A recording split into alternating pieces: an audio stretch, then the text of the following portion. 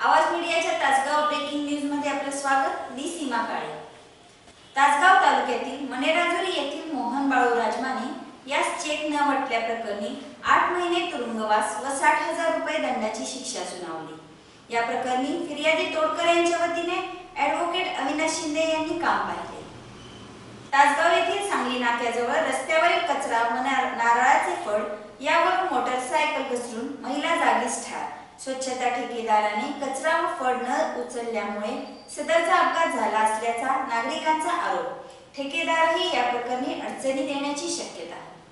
काल तासगाव येथील एसटी अपघात प्रकरणी शहर स्वच्छतेच्या ठेकेदारावरही कामात निष्काळजीपणाबद्दल गुन्हा दाखल करण्यात यावा अशी मयत महिलेच्या नातेवाईकांची मागणी।